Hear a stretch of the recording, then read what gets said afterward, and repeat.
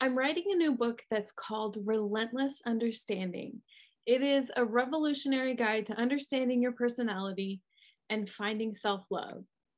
Why am I writing this book and what exactly is it about? Well, the first thing that it's about is discovering your personality type. I discovered my personality type when I was in college, and it actually took me a few years after that to really dive into it. But figuring out my personality type helped me with so many things. It was like the foundation of this self-growth journey that I went on. And it has changed my life in the most amazing ways. And I want to be able to help other people change their lives as well. It will help you find the answers to so many things that you're looking for. And like I said, I want to be able to help other people find those answers, find the answers that I found. So I want to start by telling you a little bit of a story. When I was in college, I studied engineering for a while, along with quite a few other things. And in one of the classes, one of the homework assignments was for us to take a personality test. This is the test that I took. It's called the Keirsey Temperament Sorter. You can see inside, I actually tested INTJ. I don't know if you can see it. But it was one of our homework assignments. So I just took the test, and I was studying engineering, which is incredibly difficult. So I had a bunch of different classes that I was taking, and I just kind of threw it in a box and moved on. A few years later, it was 2014, I was diagnosed with depression and anxiety. And I spent about a year and a half trying to find the right medication to treat my depression and anxiety. And for any of you who've taken depression medication, I guess for those of you who haven't, it's not just like Advil or antibiotics. You don't just take it and you get better. It's a process of getting better. And it's also a process of figuring out what side effects you can handle, because all of the medications that I took had severe side effects with them as well. So after about a year and a half of going through that challenge, I decided that medication was not the right treatment for me. And I want to be clear that some people, depression medication works very well for them and it does help them, but a lot of people, it doesn't work well for them. And that's okay. There are a lot of other things that you can do to treat depression. And so at that point, I started looking into what are those things, because I had no idea. And I only had one friend that I could talk to about depression, and she took medication and it worked for her. So it was really a journey for me to say, okay, what helps and what doesn't help? And how can I push myself to do the things that will help? A lot of the things that I tried were like yoga, meditation, different eating habits, exercise. And it was a struggle, because when you're deep in depression, you don't want to do anything. You just want to lay in bed and maybe watch TV. And that's about it. Motivation is like terrifying. And then anxiety makes you question everything that you're thinking about doing. So it can be a really, really difficult struggle. In the middle of all that, though, I knew that I didn't want to stay feeling like that. I knew that there had to be some hope. There had to be something better. So I started looking for more answers. I discovered my personality type again, and I started digging into it. And like I said, I was mistyped for a while as an INTJ. And it took me several more years before I figured out that I was mistyped. I moved back to the Midwest and was spending a lot of time with my niece, who was 13 years old at the time. And my niece has tons and tons of questions about everything. So I was explaining to her different personality types, and she became just as obsessed with it as I was. And so we talked about it all the time. Every time she had an issue with her friends, every time she had a miscommunication with me or with her grandparents or her mom, we were constantly talking about it. And so one day we were talking about some kind of miscommunication that she had, and I was explaining to her how she had hurt somebody's feelings and why that was important. She's an INTP, so she looks at everything from a very analytical perspective. She's all about facts and logic, and feelings are the least of her worries. So when I was focused so much on feelings, she was like, why are you focused on feelings? She's like, I don't really think that you are a thinking type. I think that you're a feeling type. And initially I was really kind of offended because I had this misconception about what a feeling type was. And I was thinking it was somebody who would be like, you know, super emotional all the time, like outwardly, and would be crying or, you know, throwing huge fits, like angry, loud fits about things. And I'm like, that's really how you see me? And she's like, well, maybe that's not what it means. Maybe you need to figure out what it actually means. It's always the kids who put us in our place, right? So then I went looking into what does a feeling type mean? And that changed my whole perception.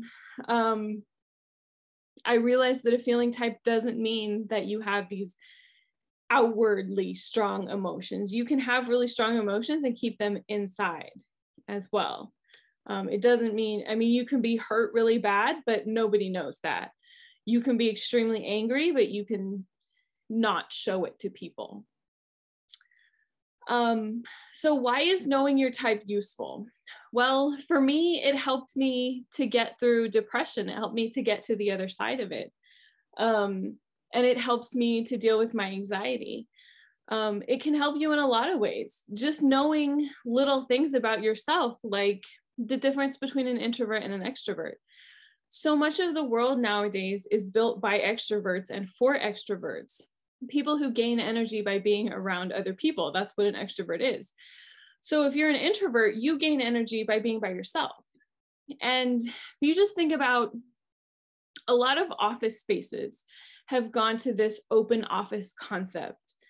I live in Boston, Massachusetts. I work in marketing and graphic design. And the last time that I was looking for a job, one of my first questions for potential employers were, what does your office look like? Because especially places that are like startups or marketing and graphic design agencies have these open office environments. And they're like, oh, it's really great. We don't have cubicles. We just have like a desk and your computer. And there's like music playing in the background and people chit-chatting. And then we have these really awesome spaces where you can work in groups, because all of the work that we do is in groups. We think that it's great for people to work in groups.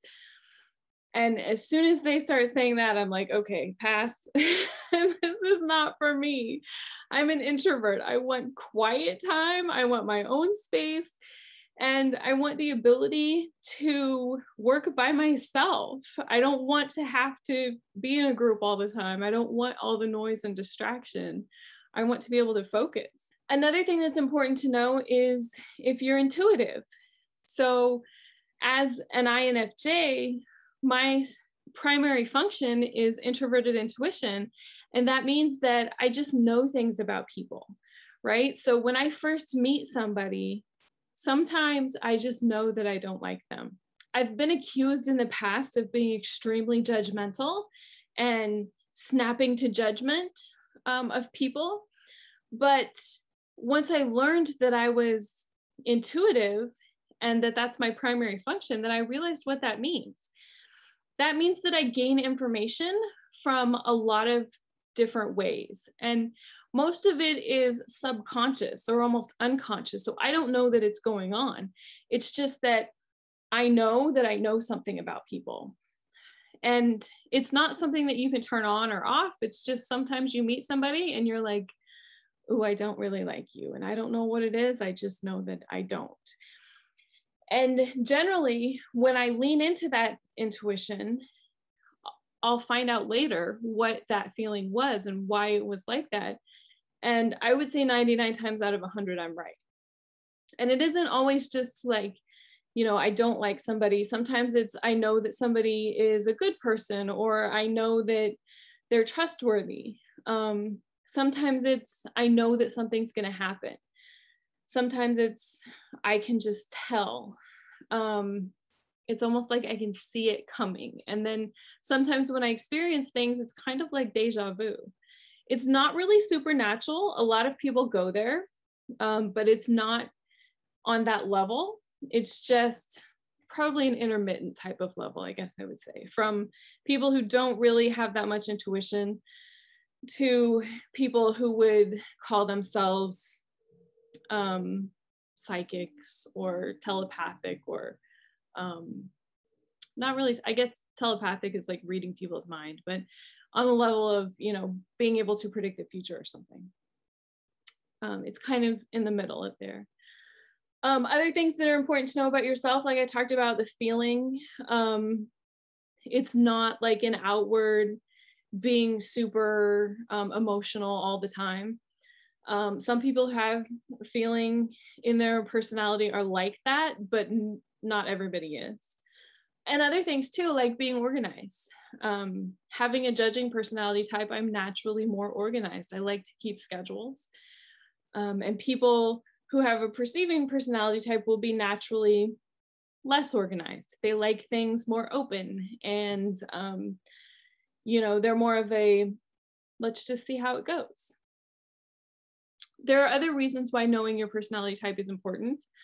It can help you to figure out what career you should be in.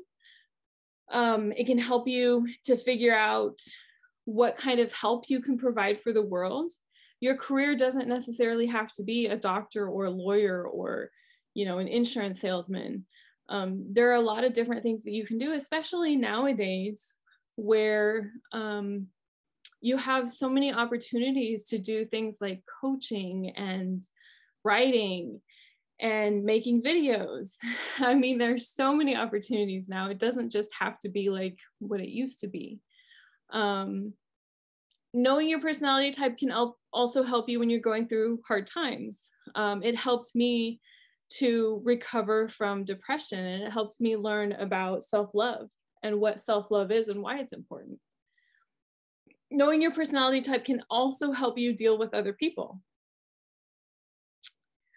Like I said, my niece is an INTP. So when we have discussions about things, I like to keep that in the front of my mind to know that I'm going to come at a discussion from a feelings perspective, and she's going to come at it from a facts and logic perspective. And that doesn't always keep us from getting into heated discussions, but it can help to understand where the other person is coming from and to try to resolve those issues a lot quicker. Knowing your personality type can also help you set boundaries for people. I grew up with people telling me that I was wrong constantly. When I was in school, my teachers would tell me that I needed to be more outgoing, I needed to make more friends, I needed to go outside and play with kids rather than sit inside and read a book. When I was in college, it was the same thing. You need to do more group projects. You need to go out and meet people. And now that I'm working, people say the same thing, right? My day job is in digital marketing and graphic design, and anybody who works in marketing knows that they want people who are friendly people, you know, they want you to be outgoing and bubbly. And I'm like, that's not me. That's why I do digital marketing, so I can write emails and do social media and work on websites. I don't want to be, you know, the person who's networking. Ugh, I can't imagine anything worse than networking. But it helps me. In the past, you know, I listened to people say those things to me, and I was like, oh, there must be something wrong with me because I don't like people. Or, oh, maybe there's something broken about my personality, because a lot of people will tell you that. I've read articles that said why introverts are broken, like, or introverts are broken extroverts. And that's not the case at all. Those people don't understand what it means to be an introvert. An extrovert is somebody who gains energy by being around people. An introvert is somebody who loses energy being around people. That means that we gain energy being by ourselves. Now, that doesn't mean that introverts don't like to be around people. Some of us do. It's just that we don't want to spend all of our time around people. We need time to rest and recharge before and after. When you know that, then if somebody says, oh, well, you're a broken extrovert, you can go, hold please. That is not true. Let me tell you exactly what an introvert is and what an extrovert is. And you need to stop lying to people, because that's an outright lie. There is no reason that anybody should tell you that you're broken. And if they are, especially because you're introverted or extroverted even, educating yourself about your personality will help you to be able to stand up and say, listen, that's incorrect. A lot of people too will tell you that you are wrong for being too sensitive. I've been told my whole life, you are way too sensitive. You wear your heart on your sleeve and you just shouldn't let that kind of stuff get to you. And to me, again, that made me feel like I was wrong. It made me feel like there's something wrong with me. Like I'm not a normal person, that I was an extra who was, my brain was just born damaged. And that's not right either. Some people are naturally more sensitive than other people, and that's totally fine. If you're one of those people too, there's nothing wrong with you. You're totally fine. You are perfect just the way that you were made. You were made that way for a reason. There is some special reason that you are on this earth, and the world needs you exactly the way that you are. A couple of other things, like, it's always been difficult for me to make friends, always. I don't like being around people. I don't really relate to a lot of people because, especially growing up, most people are very superficial. They're interested in the current trends and, boys and shopping and movies, all of the current most popular movies and music. And I wasn't into any of those things. I didn't care about what was popular at the time. I never did. I remember when my niece was young, she was like the popular kid in school. And one time we went to like 6 or 8 different places because it was popular at that time to put feathers in your hair. And I remember having this discussion with my mom, like, why are we going all over town to look for feathers that are like, have some kind of hair clip so you can just attach them to your hair?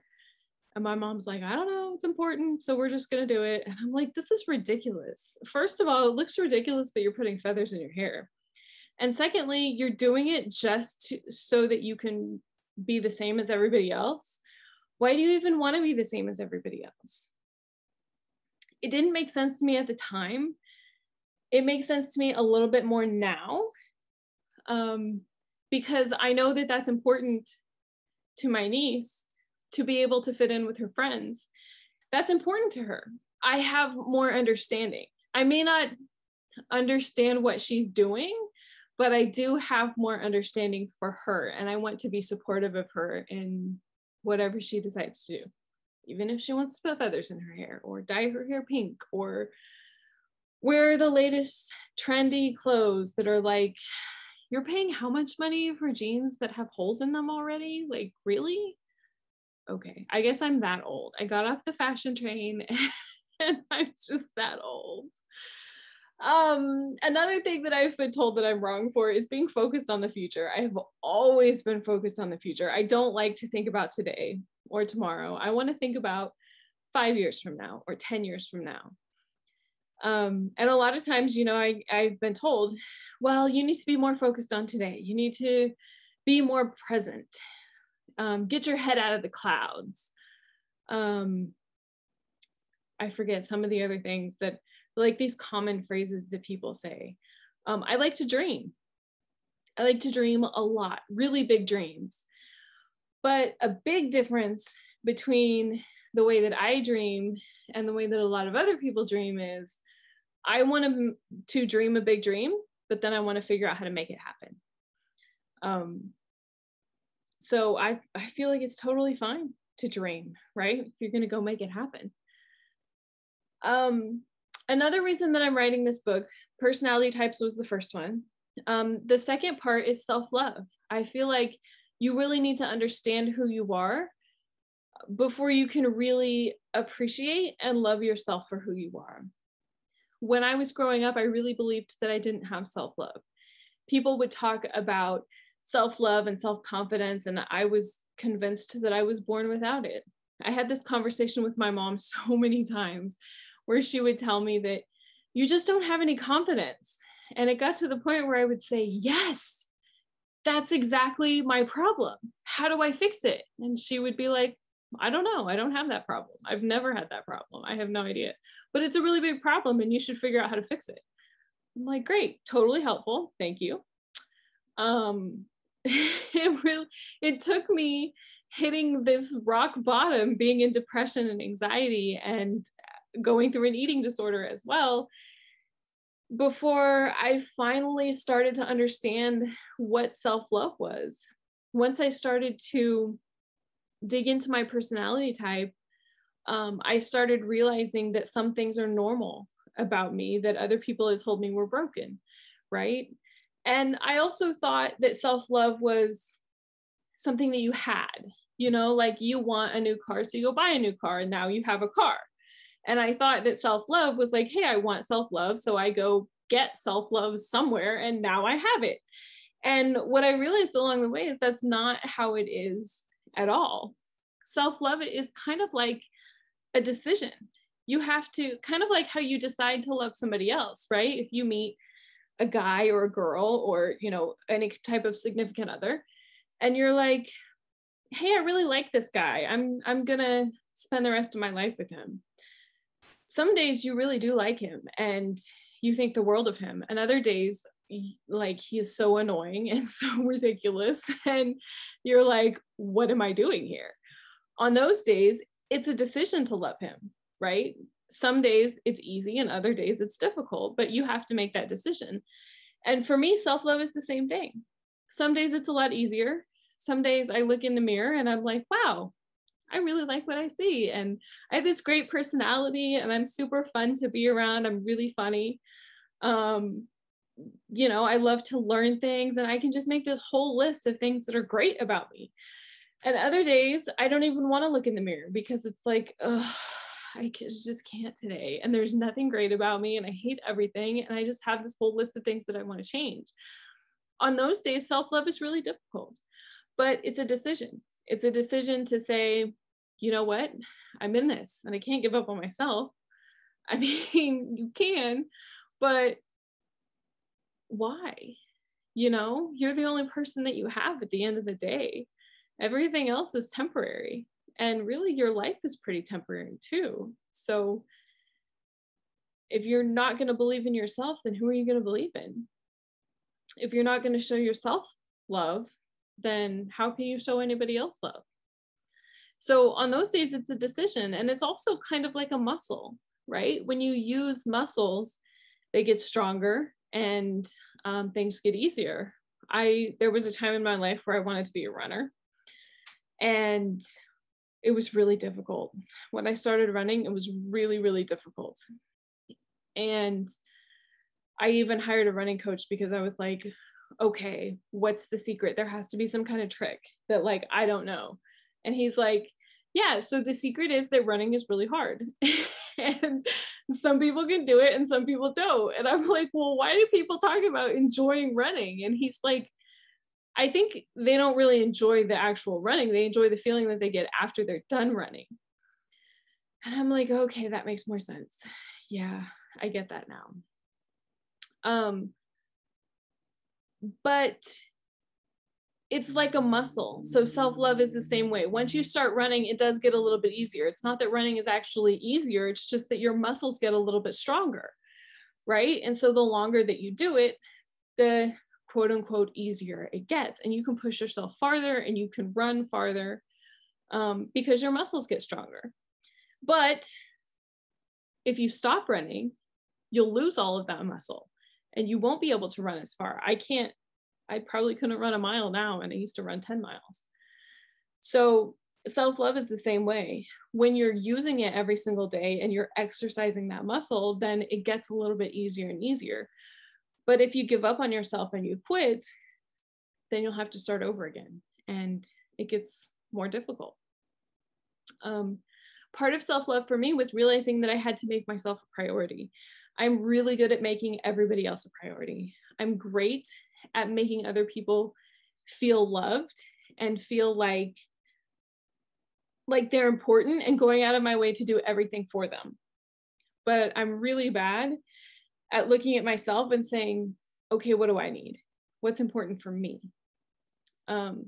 It feels selfish to me, but it's really not selfish, especially when you're putting yourself on the same level as everybody else. Now, if you're constantly putting yourself above everybody else, then that's a problem, right? We can all agree that that's a problem. But if you're constantly putting yourself below everybody else, that's also a problem. So you need to find that balance where you're putting yourself on the same level as everybody else. You're giving yourself the same attention and the same priority that you show to other people.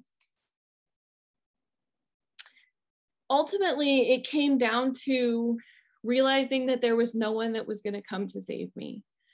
I really had this idea, I think, that I like to blame on Disney and the Hallmark Channel, that there was some Prince Charming that was going to come and save me and everything was going to be okay. But that's not reality. That's not how life actually works. There's a personal responsibility aspect to self-love. And nobody wants to talk about personal responsibility nowadays, right? That's gross and that's icky because it's so much easier just to say, no, it's somebody else's fault, right? My life is a mess because somebody else's fault, because I wasn't given enough, because my family doesn't have as much as somebody else's does, because my parents failed me, right? Maybe the government has failed me. It's easy to say that. It's easy to blame other people and to feel like you're stuck and there's nothing that you can do. It's a lot harder to say, my life is the way that it is because of my choices and because of my failures. That's like, oh, I don't want to admit that. I don't want to say that. And even me now, I've done a lot of things that I wanted to do, but there are still things that I think about every single day, multiple times a day, that I'm like, I want to do that. It has to be a priority. And I even fall into that trap of saying, well, it's not my fault, or it's somebody else's fault, or I'll get around to it later. But if you really, when it comes down to it, if you really want to make changes in your life, if you really want things to be different, if you want to find happiness and joy instead of depression and self-loathing, you have to take on the responsibility, because nobody's coming to save you. If you want to be happy, it's up to you. It has to be something that you're doing every single day. So all of this is why I'm writing this book, right? I'm writing this book to help people who are like me, people who are going through or have been through a depression, people who have anxiety, maybe even people who have eating disorders, and people who struggle with self-love or lack of self-love and self-confidence. But also people who want to get better, people who want to take responsibility for their life, who want to put in the work, who want to learn about themselves, and who are looking for really joy and happiness. I mean, that's what we're all looking for, right? We all have these different ways of going about it, but that's the most important thing. Mostly, if you read this book, I want you to know that you're not alone, that you're not broken or messed up. I've been there. I'm still there at times, but I'm pulling myself out of it, and I want to help you too. We can do this. We can do this. It's completely up to us. Completely up to us. So along with this book, I am also starting a podcast. Both of them are actually being called Relentless Understanding.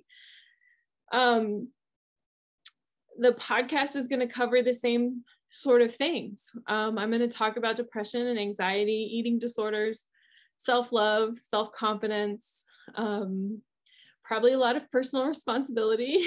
It might be that hopefully it's that kick that you need to get going. And a lot of information that I've found along the way, it's kind of like, hey, I'm going on this journey. Do you want to come with me? Would you like to learn about all of these things too? Because this is what I'm doing. This is what I'm obsessed with. And I feel like the more that I surround myself with people who have the answers, the more answers that I'll have, right? So, how do you follow along on this journey? Well, there's a few ways. I'm going to be making a lot more videos like this on my YouTube channel, which is youtube.com/INFJwoman. You can follow along all of the videos there. You can follow my new podcast, which is called Relentless Understanding. It is on all major podcasting platforms, and you will also find the episodes on my YouTube channel, same YouTube channel, youtube.com/INFJwoman. That's how you follow along. I don't know how long it's going to take me to write the book. Could be 6 months, could be a year, I don't know. So obviously when the book comes out, I will let you know all about that. But in the meantime, I'm here. If you have any questions or would like to connect with me, make sure that you leave a comment on YouTube. And it's just me here, so I'll make sure to get back to you. But thank you so much for listening. I hope that you really enjoyed it. And I'll see you again soon. So you just watched that video, and I'm sure you enjoyed it. If you want some more amazing information about INFJs, check out these videos right now. I'll see you there.